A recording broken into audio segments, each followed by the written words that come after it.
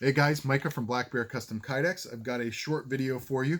I'll be doing short and long videos from now on most of my sheath systems that I maybe want to ramble on about, like this one. This is going to be the short version, so if you want to check out the long, detailed version, I'm going to put the link in the description box down below so you guys can go nerd out with me over all the little details and finer points of this sheath system. For the speed run, let me get into this really quick. We have a Tops Chete for the large blade. This is an excellent chopper if you're interested in getting something that can move a lot of wood with one swing. We also have, for the smaller knife, a Spartan Blades Harsey Model 2. This thing is absolutely legendary. I love this thing. I'm going to talk about this really briefly at the end as well. Both sheaths have OD green as a base layer with a double upper layer in OD green Cryptek. Sorry, not a double upper layer, just an upper layer. They are 2-layer sheaths each, and that makes them just really, really rugged and durable. For attachments, we have an Olight M2R Warrior Pro flashlight, an Uberleben 1/2" by 5" ferro rod, and a Sunto clipper compass down here.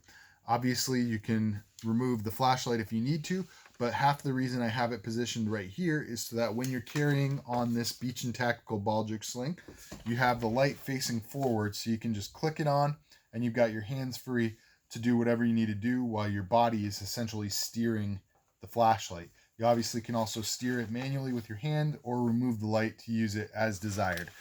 The ferro rod is held by a piece of shock cord there. Right now, the holder is quite secure. It doesn't require the shock cord, but as you use that rod, it's going to whittle it down and you will eventually have it just wanting to fall out. So the shock cord becomes 100% necessary.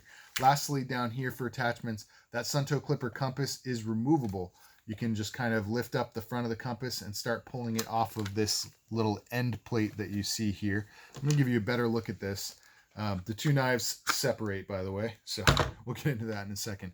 But giving you a better look at the clipper plate, it basically is just a floated plate. You can see it's detached. It's got some hardware and spacers to keep the plate separate from the sheath.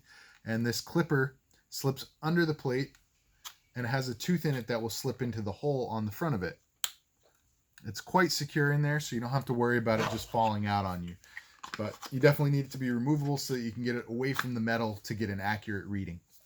The two knives, like I said, can separate. The whole purpose of being able to separate them is so that you can easily, quickly, and without the use of any tools, move this knife from the piggyback position to a belt carry position. In this case, Troy, my client, wanted to be able to carry this on a tech lock.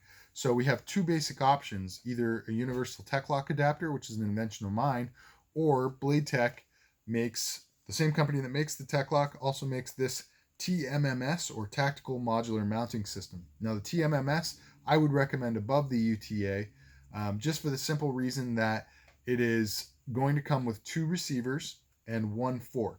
So you can plug one receiver onto your sheath, another receiver onto a tech lock, and if you wanted, you could buy another TMMS system that gives you another fork and 2 more receivers, and then you've got all kinds of different places that you can mount whatever it is that you've got your forks installed on. So it's a very, very versatile setup, and it's very rugged and strong.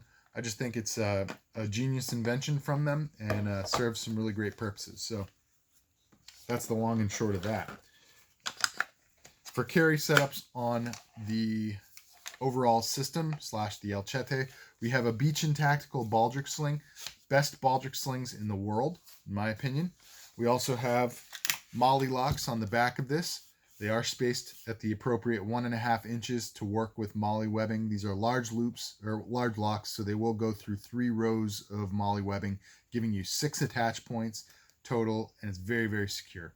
Also have a leather dangler, and I added something Troy didn't ask for, but I added a leg strap down here. So Troy, the leg strap goes in conjunction with the dangler to create what's called a drop leg setup. And you don't have to use it. You can just remove it if you don't like it. I won't be offended at all, but it's there in case you want to potentially help to eliminate or at least mitigate the weight of a system like this on one point of your belt, as well as the swing that it has. I really don't like the feeling of a system pulling my hip forward and backward as I walk. So having that leg strap kind of helps to eliminate it and make it function more as a part of your body rather than some extension that's you know, creating outside momentum. So that's pretty much all I have to show you guys. Really quick, I'm always looking to expand my collection. You guys know that. I offer sale and trade options. So if you guys are interested in parting with a knife in your collection, I'd be willing to buy it or do some kind of work trade for you, something like that. So if you have something, never be shy about reaching out about some kind of trade or sale. I'm always looking to expand. Doesn't necessarily mean I'll accept that offer or that we will be able to work something out, but I'm always looking to work those kinds of deals out. And guys that have done it with me, vouch for me in the comments down below. I am reasonable. I am generous with it. I don't try to, you know, hardball you. I don't try to lowball you, nothing like that. I try to make it as fair and equivalent as possible so that we can both walk away from that deal happy.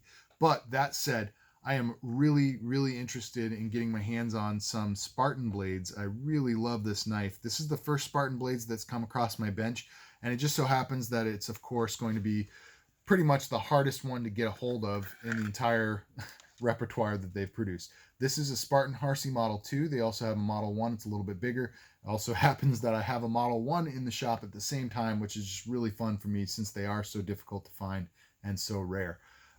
This is just a superb knife, though. I absolutely love this thing. If you guys have one of these, I am very interested in getting my hands on it. So definitely reach out to me if you'd be willing to part with it, or any other Spartan blades, fixed blade for that matter. So, all right, guys, that's all I've got to show you. I am sorry that this is still almost 7 minutes long, which is long for a lot of these types of videos, but on my channel, this is a pretty short one. So thank you so much for sticking around. Comment down below, like the video, subscribe to the channel, share this with all your friends.